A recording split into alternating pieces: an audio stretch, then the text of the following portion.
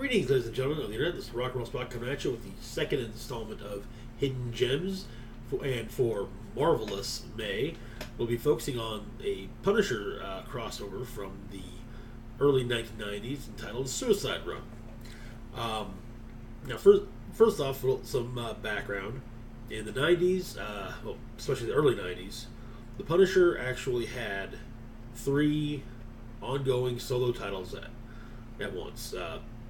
There was The Punisher, then Punisher War Journal, and Punisher War Zone. Anyway, this story, each of these books would tell their own story usually. However, this crossover would bring all 3 together. Basically, one issue from one book leads into an issue from another title.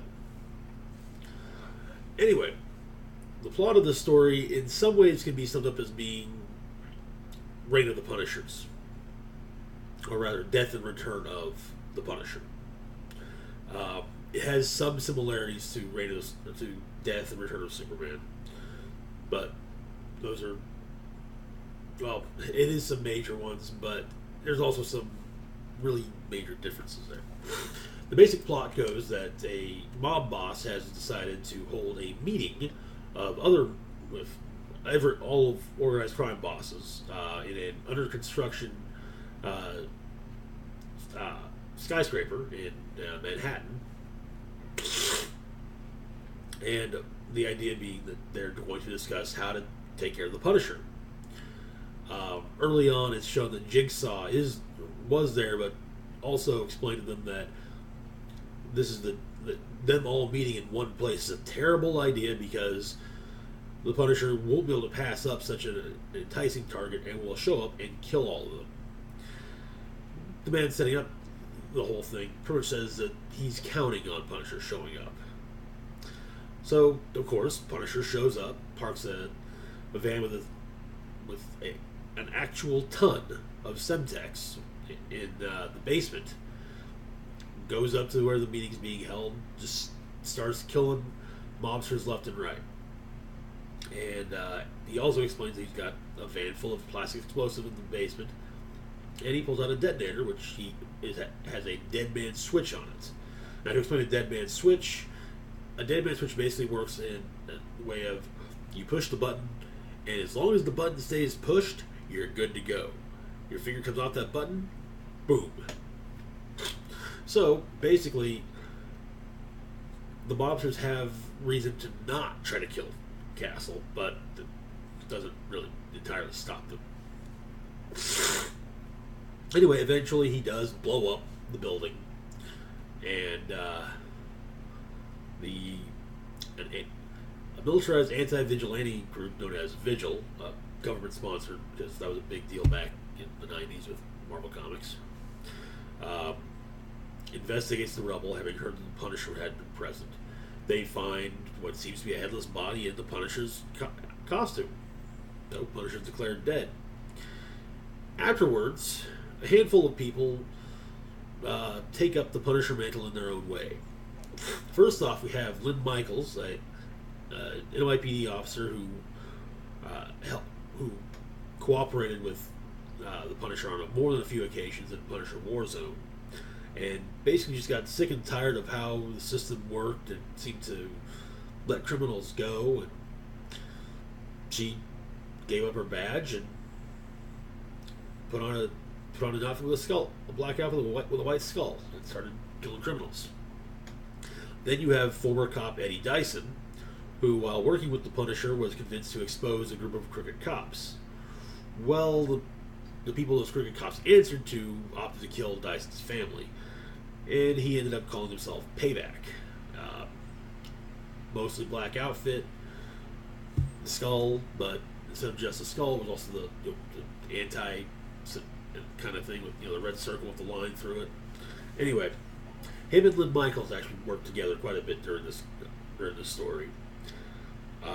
Then you had Jimmy Pierce, who was referred to as Hitman. Jimmy was was related to the Cullen crime family, in that his mother is a member is part of the family, whereas his father is not. and he has actually managed to stay out of the family until the Punisher's supposed death, where he gets recruited to become their Punisher. He wore pretty much the same costume as the Punisher, just he had a full face mask as well. The idea being that he would hit opposing crime families and leave the Cullens alone so the Cullens could pick up the pieces from those opposing families. Then you had Dean Swabrick, referred to usually as the Yuppie Punisher. This was just a greedy asshole, really, who planned to cash in on the Punisher's image and death through a basic urban renewal type things and volunteers, and it was honestly, he was a shameless character. His end was well deserved. Then there was Nigel Higgins, also known as Outlaw. Nigel is a fan of the Punisher from England, who worked with Punisher during the Eurohit storyline about a year previous to Suicide Run. And finally, Desmond Cline, also known pejoratively as the Idiot Punisher. Desmond Cline was a disgruntled postal worker who liked guns and thought that the Punisher was doing the right thing. And so after hearing about the Punisher's death, he goes out to try to make a difference. And gets killed in the process. And also, like I said, anyways, so these imposter Punishers come out of the woodwork. Vigil, after realizing that Castle put another body in his outfit and has since disappeared, starts rounding up anyone else that's a known associate, such as, in fact, they capture Lynn Michaels and Payback. They're brought to Vigil's headquarters, and where Vigil Agent Blackwell, who's obsessed with catching the Punisher and stopping him, rather mercilessly works over Payback. I mean, he just brutally beats him.